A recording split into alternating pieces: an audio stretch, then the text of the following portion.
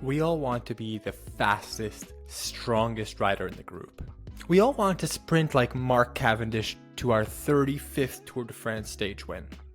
We all want to hit that 1500, 16, 17, 18, 2000 watts. Or maybe we want to win our local crit race. Whatever the reason is, we want to sprint fast. In this video, we're going to be chatting all about how strength training affects our sprinting performance. We're going to talk about the energy system that is used. We're going to talk about how strength training can and does help our sprint performance, and what specifically to focus on to see those gains translate on the bike. But before we do any of that, we need to understand what energy system is at play. ATP, or in other words, adenosine triphosphate, is the molecule that once broken down supplies your body with energy and allows your muscles to do work. And for short bouts of energy, and I'm talking short, like 10 seconds max, the main system supporting it is the phosphocreatine system. Now, you may have heard of creatine when you're thinking about bodybuilders taking a scoop of creatine before they go to the gym. And that's kind of what we're talking about. So during intense exercise, ATP, adenosine triphosphate, 3 of them, is broken down into ADP and 1 inorganic phosphate. So what phosphocreatine does, through the help of creatine kinase, is it breaks down phosphocreatine into a phosphate and creatine. And then it donates that phosphate to ADP to make it back into ATP so that you can break it down again and get a little bit more energy. Now, all of that is done in just a few seconds. Okay, we understand where that energy system is coming from for your sprints. Great.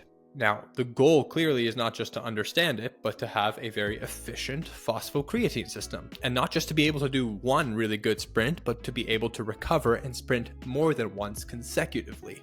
Like Tour de France, for example. It's not just one sprint at the end, but there are collective sprints. Sometimes riders are challenging each other, trying to get into the breakaway and sprinting up a hill and sprinting up a mountain and sprinting to the finish line. You obviously want to be able to recover that system and repeat those high intense bursts of energy. It's not just one sprint, because every time you do that, you're lighting a match. And obviously there's a limited number of matches that you can light, but the faster you can recover, the more potential energy you have to do a great sprint. And so the more likely you are to beat your opponent. So efficiency and efficient recovery is the goal with our phosphocreatine system. Now here's the thing. Recovery is affected by many factors, and not everyone is going to recover in the same way. Some athletes can recover very quickly, and others take up to 15 minutes to fully recover that system. So what we have to do is train our body and provide it a stimulus that will allow us to adapt and recover quicker. We'll touch on this later in the video. I don't want to get too carried away right now down the rabbit hole of phosphocreatine. Maybe I already have, and I apologize. Okay, so what does strength training have to do with any of this? Well, let's first look at the studies, and then we'll explain how it works. This 2022 study done by Bent R. Ronestad, and I hope I'm saying that right, tracked the performance increase of elite cyclists after heavy strength training over a number of phases and a number of seasons. So they took 2 and 2. These 2 strength trained and these 2 didn't. Their first periodized block lasted 6 months, and the 2 that strength trained saw a 16% increase in their sprint power and maintained it and even continued to increase in the next season.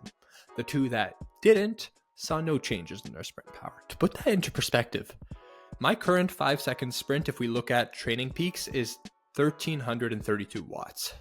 If we had 16% to that, that would bring it up to 1545. That's 209 watts that I'd be putting on my sprint in just 6 months. That's crazy. The other really important thing that the study mentioned, and I love that it mentioned it, was maintenance. A lot of athletes stop strength training when they're in performance season and their peak comes around, or when they're in races, but they'll lose out on the benefits. Now, obviously, it's a more complex topic, and there are times where every ounce of energy must be conserved, and so strength training may go out the window for a little bit. But the point is here, use it or lose it. And that's 100% true with strength training. The two elite cyclists maintained all the benefits they saw and maintain their strength training. Okay, but these are elite cyclists. What about for us average Joes and ordinary pedestrians? Well, you don't need to be an elite cyclist to see the same benefits that strength training can give you. With strength training, you have the ability to target and work on things that you can't while you're on the bike. Your muscle coordination, your maximum force production, and manipulating your tempo, developing appropriate muscle tissues, developing your shock absorbers, and a host of other things, which then will help you to develop and recruit more motor units. You'll build muscle and hypertrophy and max strength and increase the ability of the phosphocreatine system to recover, as we were just talking about earlier. But it's not just about the phosphocreatine recovery. Here's the really fun part. Through strength training, we increase our muscle mass, and that's a given. Everyone knows that. Hypertrophy, muscle mass, we get more muscle mass. But by increasing muscle mass, we are also able to increase the total amount of ATP and phosphocreatine in the muscles that can be used during exercise. That's cool. That means you will have more available to you to use in the first place. So it's not just recovering super quickly, but it's increasing the reserves as well. Okay, so we know the benefits. Now, how do I actually add strength training to my routine? I'm on the bike 6 days a week and I got a lot going on. I'm a busy guy. What do I do? Well, step number one is obviously build a foundation. The same way that in cycling, we have to build that aerobic base, especially if we're talking about in the winter. What are you doing? You're on the trainer, you're building an aerobic base. It's the same thing here. You got to build a foundation. And the same thing goes for strength training. We need to understand the foundational movement patterns. Push, pull, press, squat, hinge, lunge, rotary stability. All of these are foundational movement patterns that you need to include in your training routine. It can't just be squats and deadlifts and leg press and leg extensions and that's it. And then it comes to creating the routine, having a dynamic warm-up, doing soft tissue work and breath work, some plyometrics as well, focusing on max strength, understanding mobility, corrective exercises. There's a lot that comes in to building a strength training routine. And then on top of all of that, you have to really plan it out and periodize it for long-term and short-term. And we'll talk about periodization and progressive overloading in another video that I have planned. But there's a lot of thinking that goes in. It's not just doing everything willy-nilly and hopping into the gym, doing 3 sets of 12 like a bodybuilder and walking out of there. Now, with sprints specifically, this is where plyometrics comes into play. Think about box jumps, but it's not just box jumps that are the only exercise that's going to serve you. Any exercise can become an explosive exercise that can serve you on the bike, if of course we manipulate our tempo.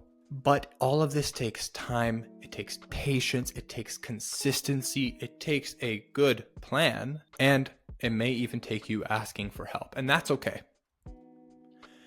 We can go far alone, but we can go a lot further if we're together. So if you're confused about all of this, I don't blame you. It took me many years to study all of this, and feel free to shoot me a DM and I'd be happy to help. You can DM me on Instagram, you can email me, I'll leave a link in the bio, link in the description. But number 4, this is the fun part. We get to transfer the gains that we make in the gym to the bike, what we call transfer to specific sport. This is where you'll actually see the fruit of your labor. But to see the fruit of your labor on the bike, you have to be willing to put in sprint work on the bike as well. Now, there are a lot of specific things that you can do to transfer the gains made in the gym to on the bike. Understanding how our coordination works. By gaining better coordination in the gym, you are able to better handle your bike. Better bike handling skills will have a lot of benefit for your sprint. By learning to brace your core in the gym, we'll be able to learn to brace our core and create stiffness in the core on the bike during a sprint, so we're not wasting energy. Think about it. If you have a not stiff bike, like a mountain bike, and you're doing a maximum sprint, a lot of energy is being wasted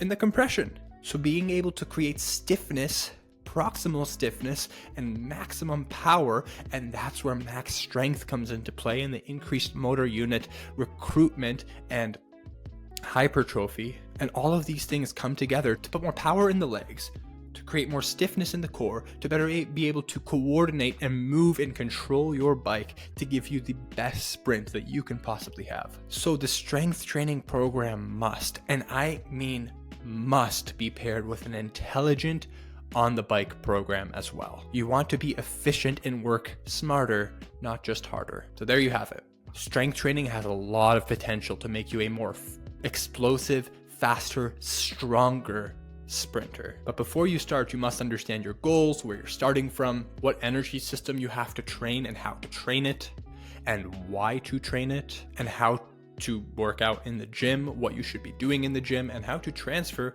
all of that adaptation and gains that you've seen in the gym to on the bike as well. I know it's a lot and it can be overwhelming. So if you need help, I am here to help. But point is, there's a lot that comes into play. We can't just go in and do things willy-nilly and expect to improve. You need to have intentionality behind the things that you do to see the results that you want to see. If you need help, not just with your strength training, but you want to drop weight, get stronger, faster, fitter, reduce pain on the bike, then click the link in the description and let's chat. Thank you for watching. Feel free to like and subscribe to this video if you enjoyed it, and check out our future videos that are coming out soon.